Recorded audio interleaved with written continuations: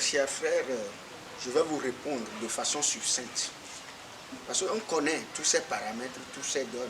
Parce que c'est le pouvoir en place seul qui a organisé cette élection avec ses accompagnateurs. On aurait pu avoir d'autres personnes qui auraient pu compétir, aussi bien pour la députation, et le complément serait celui-ci. Mais pour ne pas perdre les deux, tout le monde a l'idée de profit, d'argent, etc., avoir le renom, mais ils ne savaient pas que tout se prépare dans leur chambre. Non, il doit être clair. Il y a certains élus locaux que je connais, ces gens-là n'ont pas la capacité exponentielle de faire quoi que ce soit. Ces gens-là n'ont pas l'obligation politique. Et c'est des gens qui ne maîtrisent même pas l'enjeu. Il y a des gens que j'ai abordés. Ils sont aujourd'hui des élus locaux, mais qui ne sont même pas capables de représenter leur localité à quoi que ce soit. Mais je dis que c'est de la baliverne, c'est une frivolité. Mais soyons clairs là-dessus. Le pouvoir en place même sait quel piège il a tendu à l'opposition.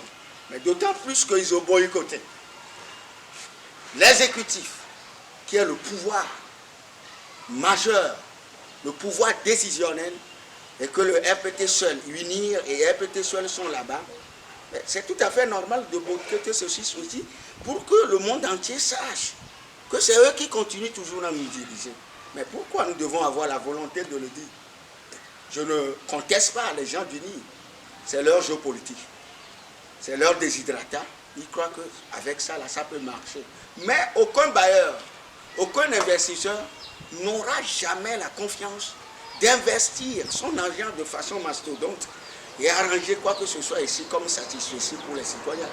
Certains vont venir, certains de leurs frères, certains de leurs affidés. Les Borolais vont toujours rester.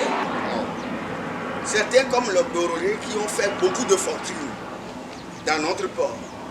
Mais la zone franche, ce ne sont que des Aghoutas, les Libanais. Ils ont fait beaucoup de fortune. Et ils sont derrière toujours le système. Mais ne pas le dire, c'est une criminalité, nous devons le dire. On peut beau nous traiter de bandits, de voyous, mais nous sommes des nationalistes. Parce que nos analyses sont partagées par le monde entier. Nous ne sommes pas des voyous.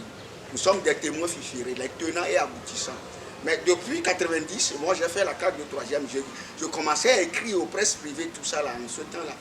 Donc personne ne peut jamais me minimiser. Plutôt, dans leur rang, c'est regorgé par des gens incrédules, des gens chrétiens, bon, d'une manière ou d'une autre.